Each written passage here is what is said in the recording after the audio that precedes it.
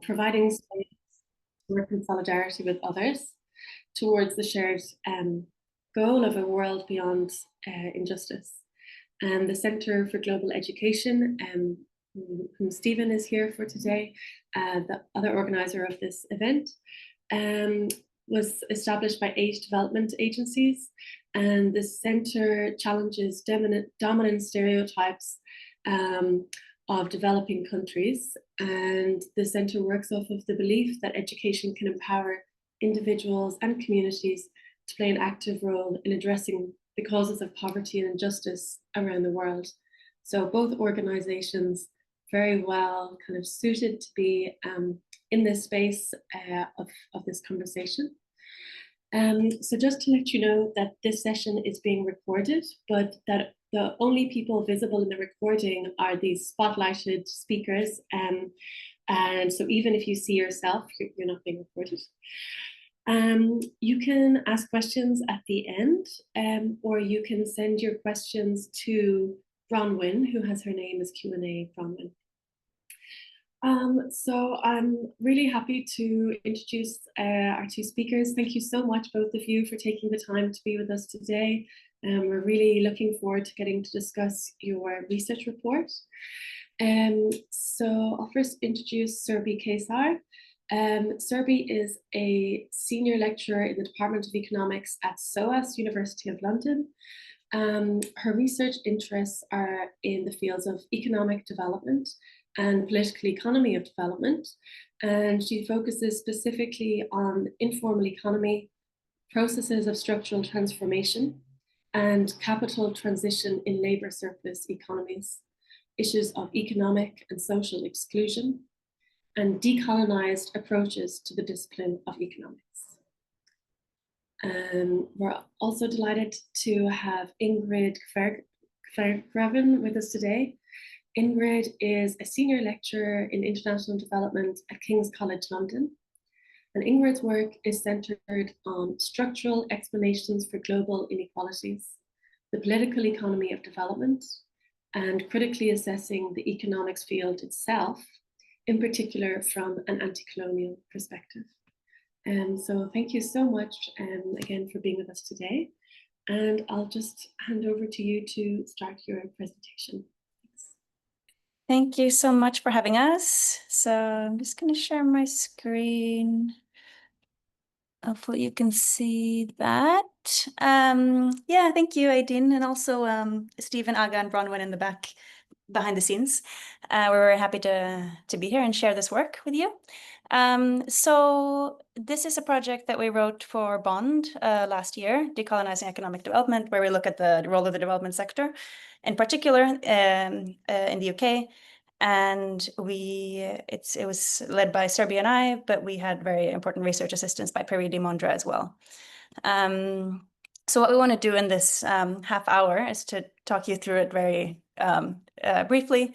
So we'll say a little bit about what is Eurocentrism, which is the framework that we use in the report, and then how does this relate to INGOs in development. So we'll kind of present the framework that we use to analyze how INGOs are thinking about development in general and how this relates to Eurocentrism, and also how they're thinking about decolonization in their own work. So we did a bunch of we had a bunch of methods that we used. Well, I'll talk through them in a moment and then hand over to Surbhi to walk through some of the results. So what is Eurocentrism and decolonization in relation to economic development? So in this work, we draw on some of our previous work with our co-authors, Devika Dutt and Carolina Alves as well, in our book, Decolonizing Economics, which just came out. So Eurocentrism, basically, in sort of very brief terms, is a view of capitalism or economic development that assumes, hold on, just gonna minimize the video. Yeah, assumes that development in the global north was based on things only within the north, right? So improvements in scientific and technological progress, increased rationality, increased productivity, that this was an endogenous within the global north sort of development. And then it assumes that other countries in the world would follow the same path. You know, you just need to improve, invest in scientific progress, improve technology, have more rational institutions, improve productivity, and then you can develop. This ignores the global aspect of capitalism and the way that it evolved historically. It ignores the role that colonialism played, the role that dispossession played in the economic development process, exploitation, and all other forms of structural oppression, really. So it presents a very idealized view of capitalism. And on the contrary, a decolonized view or a non-Eurocentric view of development would actually see economic development not as like a stagist process where you go from like traditional or underdeveloped to developed as something that like any country can go through in different stages, but you actually see economic development as something that is global where the underdeveloped and the developed are connected, right? There's like a development of underdevelopment. So it's not just that countries in the global south are lacking institutions, technology, capacity, and productivity. It is that they're a part of this uneven global system. So once you consider that as part of the development process, underdevelopment then, and the symptoms of it, like poverty, poor education systems, poor health systems, and things like that, become a part of our global common history. So it's not something that you can isolate from that process. How does that relate to INGOs? So we have a couple of pages in the report where we go through the history of INGOs. So I just kind of created a very brief overview of that, where we, and I guess a lot of this history might be familiar to many of you, but the origins of NGOs is often traced to the 1800s with the poverty that emerged from the Industrial Revolution and attempts to manage that. The global aspect of NGOs, like INGOs, then emerged in the colonial period that often then supported the imperial projects of Britain. And then you have kind of different variations of the way that INGOs have supported state development throughout the rest of history. So you have the early post-colonial period where INGOs stepped in to help to support long-term projects, often state interventions in the global south. In the structural adjustment period, the role changed and it became more about stepping in where there was a decrease in public funding, to provide for basic services. 1990s to 2010s, you have kind of the global goals, of course, the Millennium Development Goals, Sustainable Development Goals, and the INGOs coming in to provide kind of interventions for poverty alleviation in this framework. And then you have the more contemporary paradigm where it's this behavioral turn where it becomes very focused on micro interventions to allow people to behave more rationally.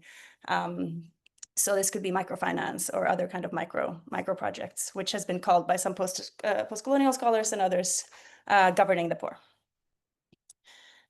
So what does this mean in terms of how do we operationalize this theoretical framework? So what we did was we created a general scale of Eurocentrism, where the most Eurocentric would get a 1, a low score, and the least Eurocentric would get a 5, which would be the highest score.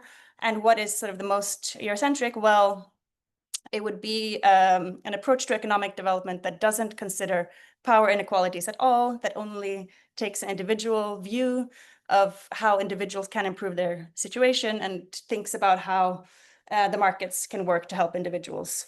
So this aligns very much with a neoliberal turn. So that would be at the one side of the scale. And then at the other side, you would have an intervention by an INGO that fundamentally challenges social and economic structures to allow for more power for structurally marginalized groups, right? So actually trying to shift power relations. And then in between you have, so a 2 would be an effort that attempts to provide more resources, but still kind of leaving the power inequalities unaltered. The 3 would be to some extent challenging economic structures and social structures, but focusing more on access. And then a 4 would be, to a larger extent, trying to challenge these structures, but focusing only on maybe one part rather than seeing the system in a holistic way. So that's our scale that we use to evaluate what INGOs in the UK are doing. So we had different themes that we looked at. So here are some examples: education, livelihood. Surbhi will go through one of these examples in a moment. So what we did in more concrete terms is that we had one survey that we sent out to INGOs via bond, where 38 INGOs responded. We did 6 interviews, in-depth interviews, with INGOs, and asked them questions about their approach to economic development, their understanding of decolonization, and the INGOs' approach to decolonization. We also did a website scraping which Paridi helped us with a lot, which was basically we looked at all the organizations in bond that work on economic development and looked at their aims, what they aspire to do, and the impact, and how what they report their impact being. So that gave us a lot more observations. That was 305 observations, and we rated them on this scale that I just presented from 1 to 5. We then also had a focus group hosted by Bond, where we presented our preliminary findings, and we got feedback, and we had a discussion about some of these terms that came up that were contentious, like empowerment, decolonization, that allowed us to better understand some of the challenges that the people within INGOs are facing. Yeah. So we just want to present to you what we found in terms of their overall approach to economic development, and then with one specific example, and then we want to say a little bit about what INGOs were saying about their own internal governance and decolonization work. So the first question that we asked in the survey was, how would you describe your organization's overall approach to economic development? And they were given lots of different options. And here you see how many ticked which answer. So our question then was, how does this map onto the scale of Eurocentrism that we had developed? So you can see that so low on the scale would be actually these 2 answers that are the most common: improving people's situation on the ground by advancing local entrepreneurship, right? So it's, again, like a very individualistic, focusing on the individual type approach. Supporting education, skills development, technology transfer, which could be, I guess, a 1 or a 2 that were the most common. But then you also had things like empowering marginalized communities to demand their rights, which could be higher on the scale. Although, we had covered that the term empowerment means different things to different organizations. So that's something to also keep in mind. This kind of answer could be, at different parts of the scale, depending on how empowerment is conceived of. Yeah. So then from the website analysis, you can see here the results. So the aimed impact of INGOs. So we categorize them according to the scale, right? So you see most of the aims are basically between 1 and 3. There was one 5, very few 4s. So there's definitely a tilt towards Eurocentric type of interventions. And the actual achieved impact that was reported was much more heavily skewed towards the lower end. But this could also be, of course, because it's difficult to actually report on some kind of structural project, and there were no 5s on the achieved side. And now this is the last slide before I hand it over to Surbhi. We just wanted to check if there was any relationship between the size of the NGO or the size of the INGO's budget and the scale of Eurocentrism, because we thought that, for various reasons, there could be a relationship there. And we found that there wasn't, basically. So that's a question that we often get. So I just wanted to mention that we already checked that, and there isn't at least a relationship that we can see in the data. There could still be, things to consider. But yeah, I'll then hand it over to Surbhi to take us through the examples. Great. Thanks, Ingrid. So I'm going to talk through some of the examples that we have a lot more examples in the report, so do please have a look. But we're going to talk through some of them. For example, livelihoods being one, which kind of was quite interesting. So what we again tried to do was that for all the INGOs of the 305 observations, of which we had looked at the websites of and tried to understand how is it that they're approaching the issue that they're trying to address, and livelihoods being a very important question of economic development. we first tried to get a word cloud, just in terms of what is the focus of different INGOs. And what kind of comes out very strongly is this aspect of training, skills, and that is something that is centered, which is similar to what Ingrid was pointing out earlier in terms of having this very individualistic vision that the problem lies in people not being trained and people not being skilled enough, which of course is an important part of the story, but I would argue, and as many studies have shown, only a partial one.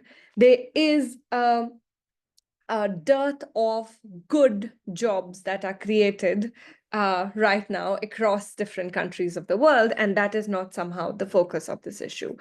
Again, with the INGO scale, we tried to plot all the of the 305 observations, those that worked on livelihood. And one thing that comes out quite strongly is a lot of them are basically in terms of what they aim to achieve. A lot of them are focused on 1, 2s, and 3s with a high concentration on 1, that is the most Eurocentric.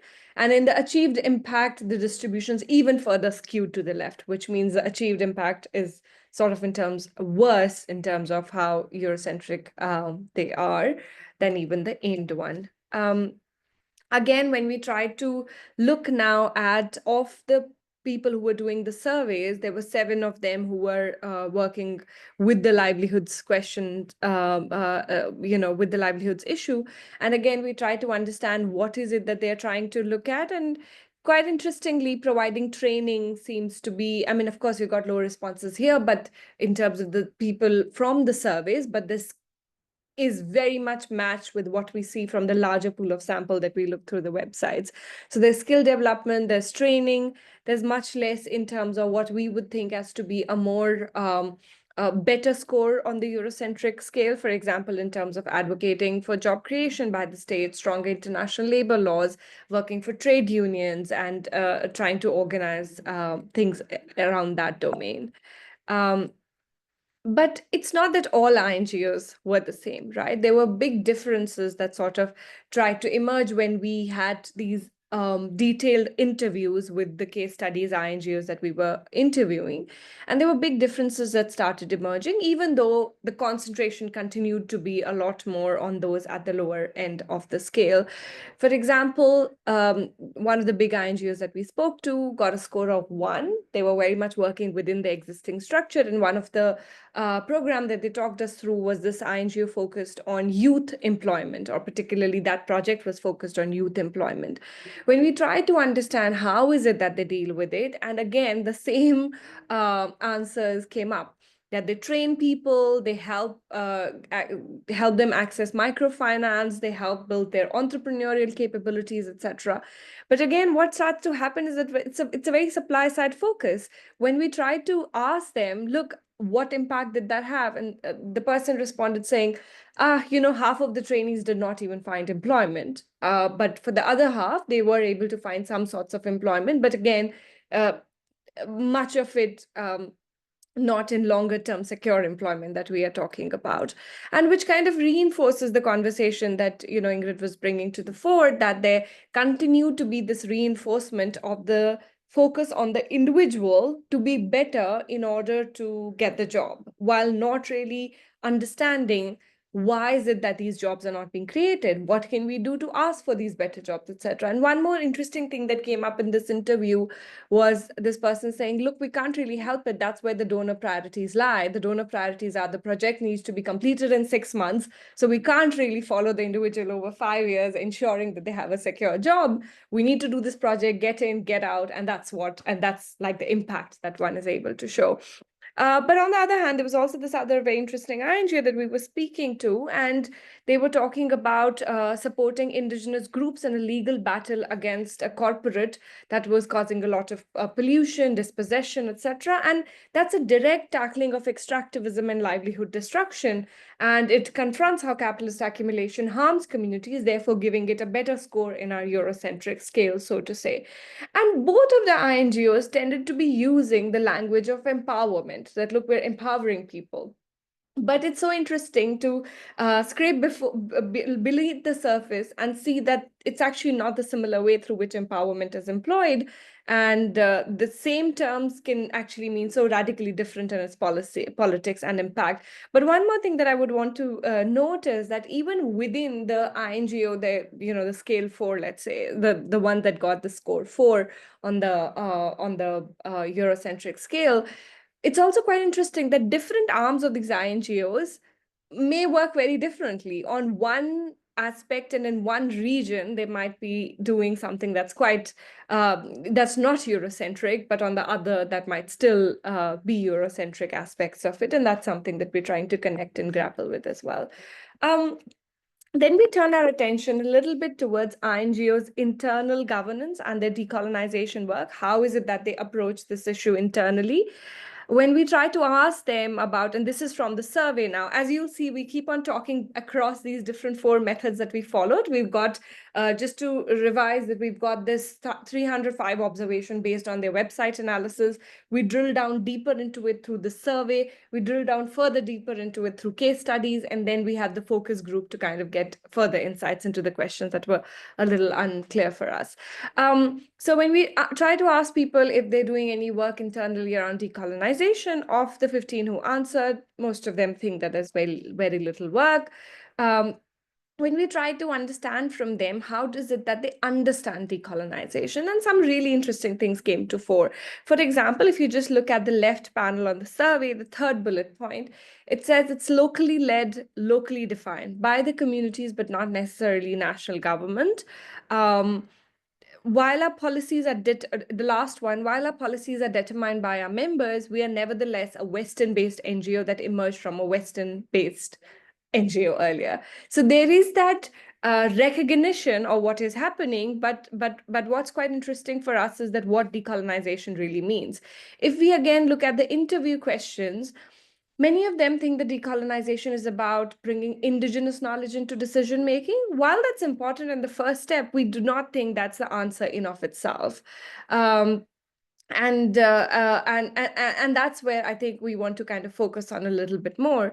When we ask them about how is it that the INGOs are approaching decolonization, you can see one thing that was quite striking for us. If you look at the 3rd response here, it says African women are delivering our mission.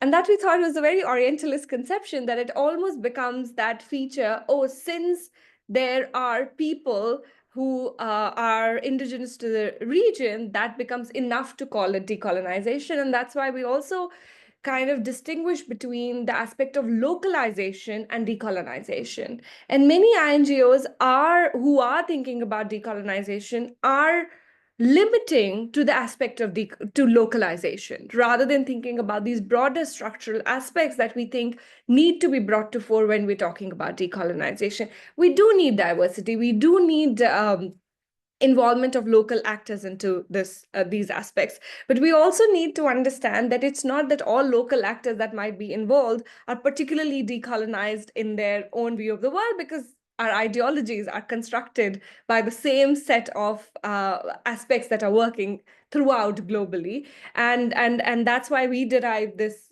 agenda of decolonization from scholarship that comes from Global South scholars, but also those that employ a South-centric lens. And therefore, we want to think beyond these individual-centric interventions, as well as individual-centric ways of making sense of this whole issue. Right. So like I said, while some radical understandings of decolonization do exist, in practice, it's often reduced to diversity and inputs from partners in the Global South.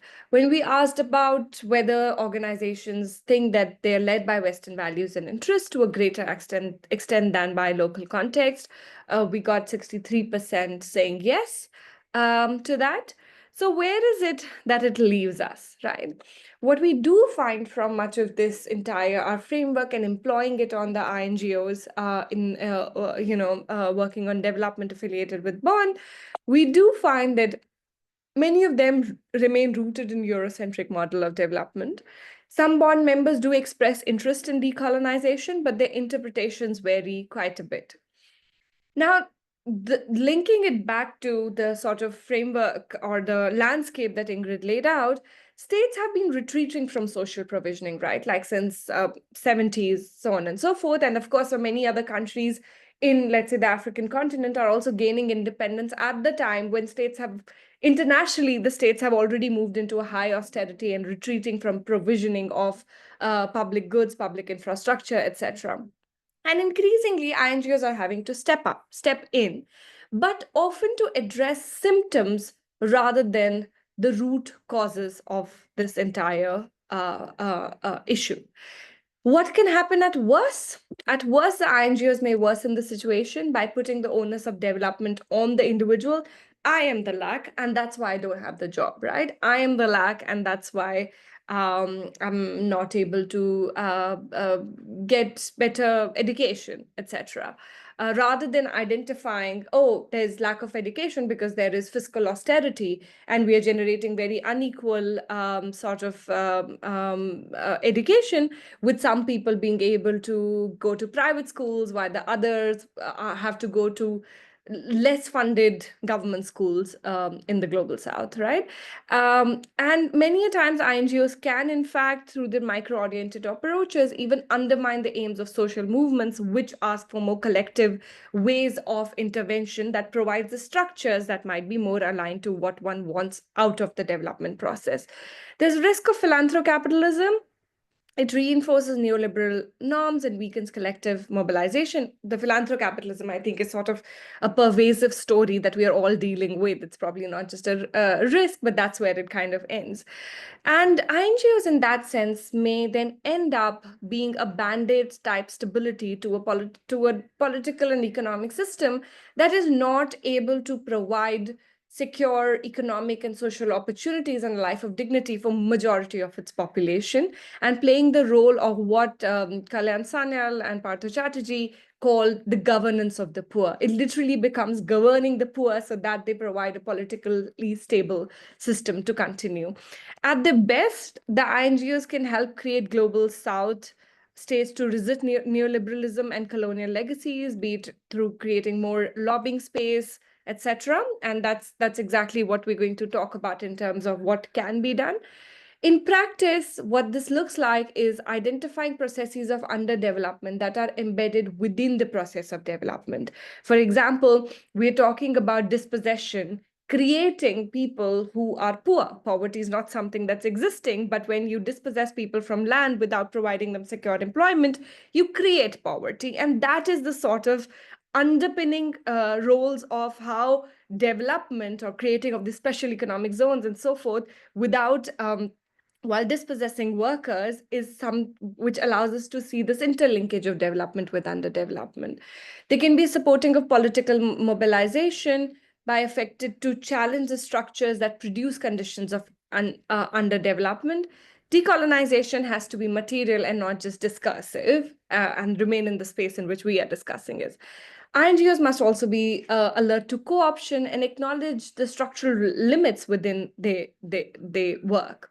What does this framework look like in practice? At a macro level, there can be bargaining and lobbying for greater policy space and fiscal capacity in the global south, debt cancellation, reparations, fair trade, labor and financial governance. Of course, we're living in a world where capital is global and labor is not. So capital can just move to the next best country in order to reduce the amount of labor, to increase the amount of labor precarity it has available to work with. INGOs need to be focused much more towards structural reform and not just service delivery. At micro level, there has to be a letting of social movements shape the priorities and strategies rather than being like, oh, I see you're poor and this is my understanding of why you went, this is the intervention that you should receive. Even when there's local work, it needs to be situated in global structures of inequality. There's interesting work by Sara Stevano who looks at how farmers are impacted by agro corporations and trade liberalization, which faces the kind of strategies they adopt. But much of the economic thinking and therefore also the way INGOs respond to it, the intervention becomes narrowly on how to improve their savings, how to give them better training. And one has to recognize and amplify these decolonizations from the South that are often sidelined in these North-centric institutions as well as approaches. So we're going to end with giving you a set of questions to think through, because decolonization, we think, is not a checklist. Many people have come forward and told us, oh, can you just give us a checklist of the 10 things that we need to meet and then we decolonize? And Ingrid and I are extremely averse to it, because this is an ongoing conversation of co-creating the ways of thinking and changing the way we engage with these different institutions. So these are the questions we're going to leave you with in terms of trying to understand that how do INGOs deal with this issue of decolonization? What is the framework that they follow?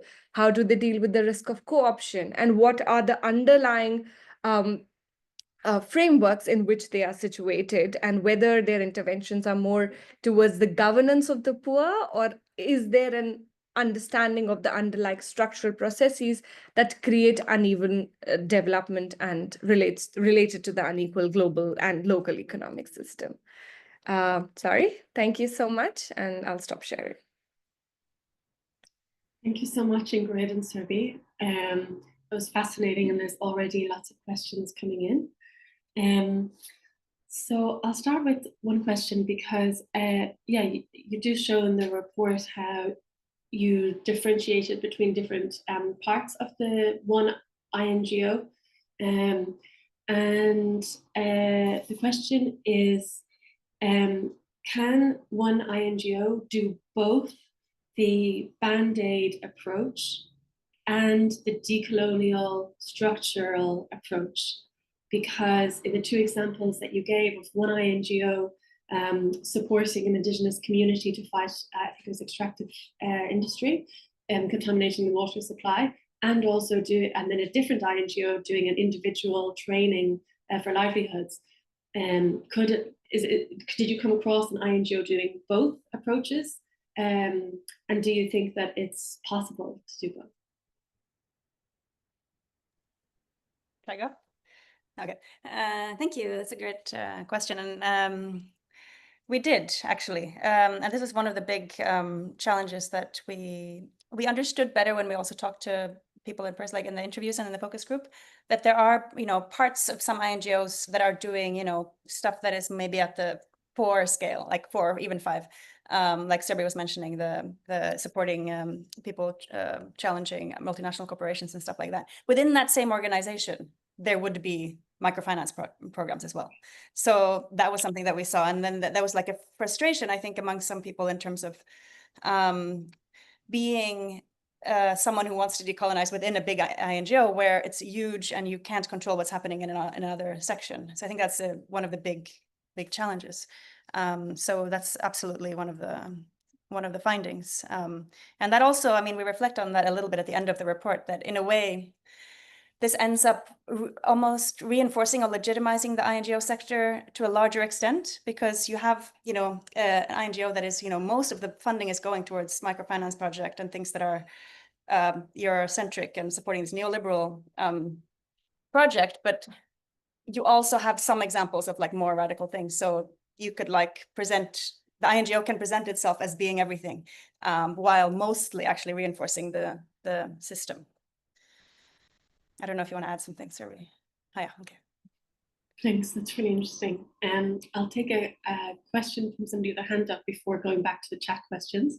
So Worldwise Global School, would you like to ask your question? Sorry, that's me. And I'm sorry, it's Lizzie. So I should have probably put my name in it. I guess that was brilliant. Thank you so much, guys. But I guess I'm in education, so like global citizenship education. So my concern is around what the general public and certainly people in schooling systems and everything like this believe, as they just believe it as a given, that this is the way out of poverty, this is the way out of equality, is to just give money to international NGOs. So I guess for that kind of bigger picture stuff, that has obviously been going on for decades now, of that belief, that this is going to get us out of all of these things. So was there anything, I guess, in your research that was there any NGO that would be particularly good at actually highlighting the root causes to the general public, instead of just highlighting the neoliberal work that Thank you. Great. Thank you so much for that question. I think, I mean, first of all, the study is completely anonymous, so we can't particularly name a single INGO. But one thing from the examples that we hope we can clarify is the ways people have tried to do things, which allows this to excavate the structural underpinnings of it. Now, one thing that was very interesting for us in the case studies and interviews and everything was that most of the people that we spoke to had really interesting ideas and a recognition that this is shaped by these international constraints and these shaped by the structural constraints. But still, the INGOs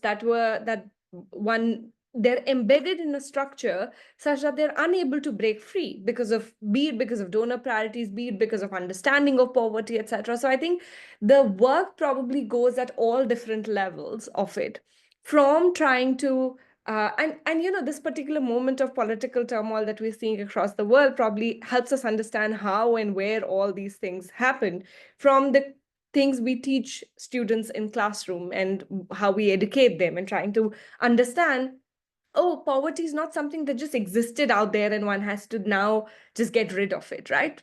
How is poverty created? Why is poverty created? Why, despite growth, poverty continues to exist? And second thing, in terms of, you know, with the general public, when one is trying to mobilize, trying to really excavate where and how and especially since you're in the education space, and you can probably tell us more about it, but trying to excavate where is it that those things are coming from, and also accepting that they're no easy quick fix. They can't be, because the problem is so mammoth, and therefore there has to be a layered approach to kind of dealing with that. And finally, I mean, one thing that I always think about in this context is that how is it that we can think about not co-opting and telling social movements what to do? Because there has become this thing, for example, caste movements in India, with a lot of INGO money flowing in, what that has led to a demobilization and depoliticization of caste movements with you know, these anti-capitalist struggles. And I think it's very important to keep the two co-joined and enter allowing the space of political and social movements to be dictating the rules of the game, rather than coming and doing things which again become a governance and just pacifying ways of doing things. Thank you. Okay, thanks, Surbhi. And then another question from the chat is that many Indigenous communities understand decolonisation as land return, language revival, and sovereignty, not just improved practices within INGOs. Yet INGOs remain embedded in systems grounded in extractivist, growth-driven, and capitalist logics that are themselves colonial. Given this, is there a risk that frameworks like this one allow INGOs to co-opt the language of decolonisation in order to stay relevant, without confronting the deeper political work of dismantling Eurocentric power structures, or stepping aside entirely? I think you've already referenced this a little bit when you talk about your conclusion of staying relevant by talking more about the radical pieces of work that they're doing, but maybe you could add to that, please. Yeah, great question. And it's one of the things that we were also thinking about a lot while working on the project, and even before agreeing to do the project, because of course, this, you know, decolonization is a structural issue. It's I wouldn't say it's just about land back, which is the kind of tuck and yang line, but it's definitely about material issues. So that's, I think, something to really be aware of, and something that we discussed in the report in terms of, I mean, we did find that, I mean, it's exactly what I don't know what the name of the question asker is, but what they're saying, that a lot of the work that the INGOs are doing is just using the term decolonization without actually doing, I mean, some of them are doing some things, but not doing like anything, like it's not revolutionizing development, right, in any way. Because, and I don't think, and this is something that we also write about in the report, that, and it speaks to the question asker, that we shouldn't expect that the INGOs will be the ones that sort of revolutionize, uneven development, because that's never a role that the INGOs have played. So what can we, what would be the role that INGO can play? As Surbhi mentioned, it would be, supporting movements that already exist, giving voice to, or providing a platform for these kinds of movements, raising awareness, trying to challenge global structures.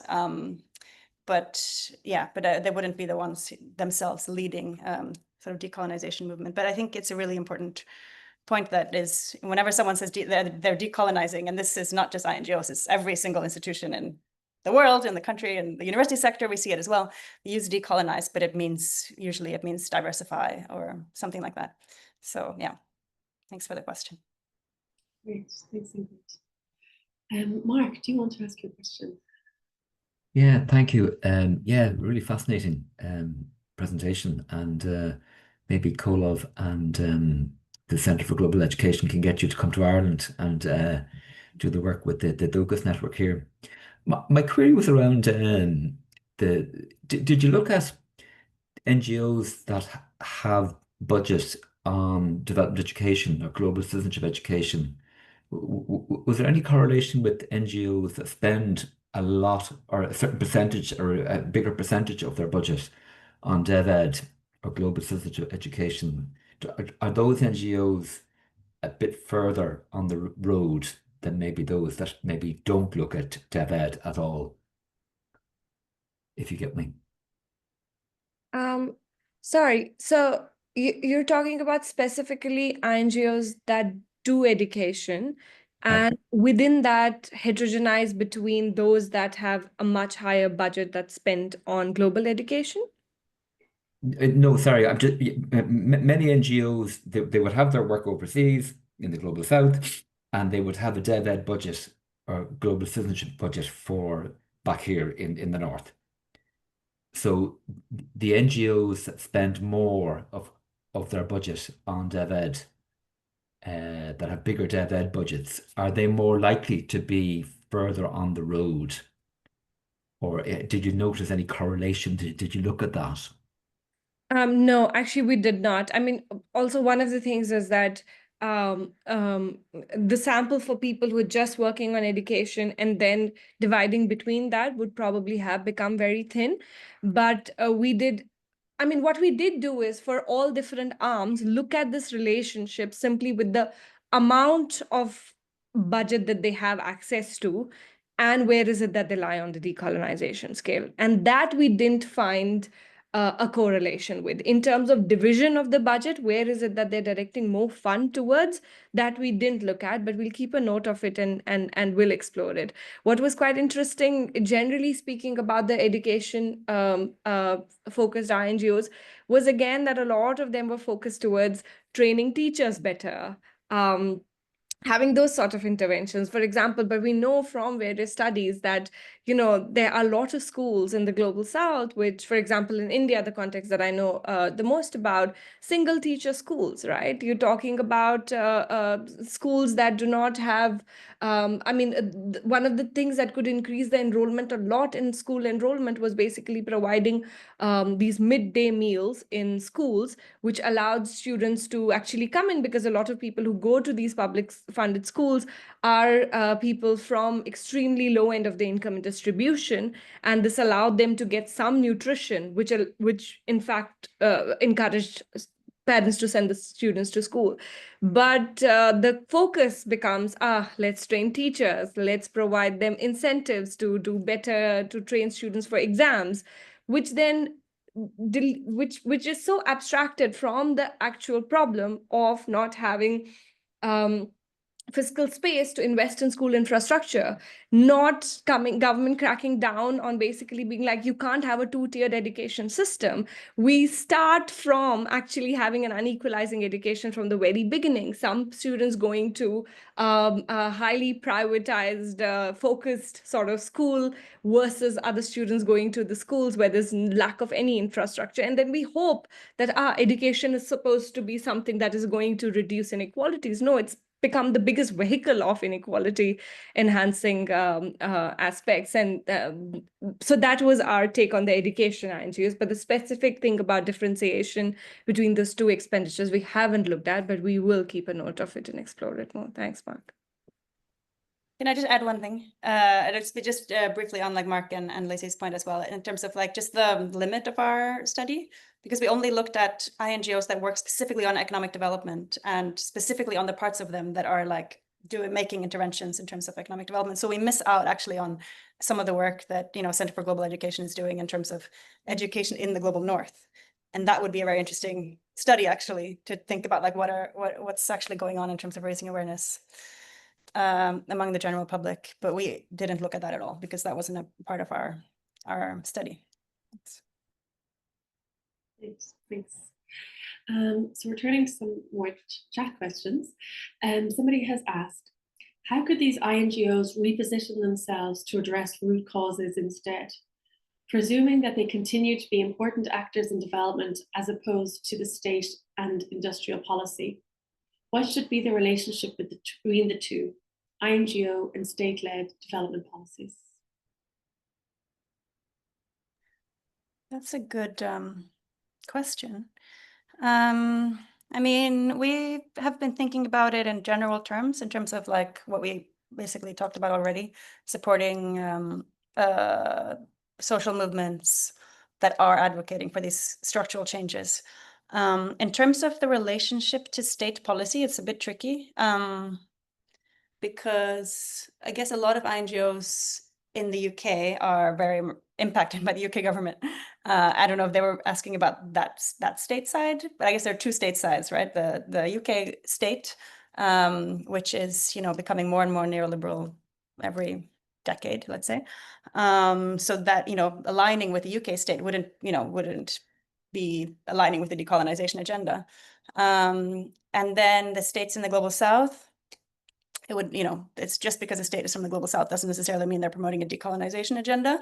So how we kind of think about it and thought about this question is to work to try to, you know, support movements that are trying to change global systems in terms of, like, for example, the IMF, World Bank, WTO, these kinds of structures that shape what a state can do, to try to create more room for, you know, people in the global south to do, like, fight for, you know, what they want to fight for, rather than kind of collaborating with the state to try to implement certain policies or support certain policies. Yeah, so that's how we've been thinking. Right, when you say collaborating with the state, do you mean the global north state or the global south state? Both. Yeah, I mean, that's not to say that, I mean, there are some things that, like, on the, I guess, in the middle of the scale that are in terms of, like, attempting to just fund public programs.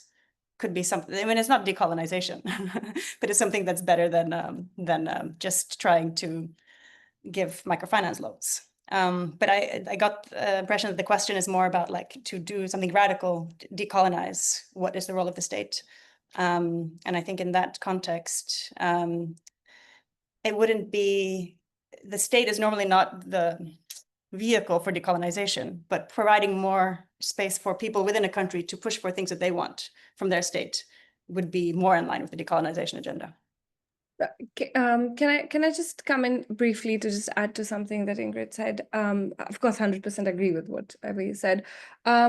Like, if we take an example of, let's say, green transition, that's become such a policy today that everybody's talking about. But what that ends up happening is extracting critical minerals from the global south, dumping all the pollution in the global south, but basically doing all high value added stuff within the global north. And that leads to value extraction.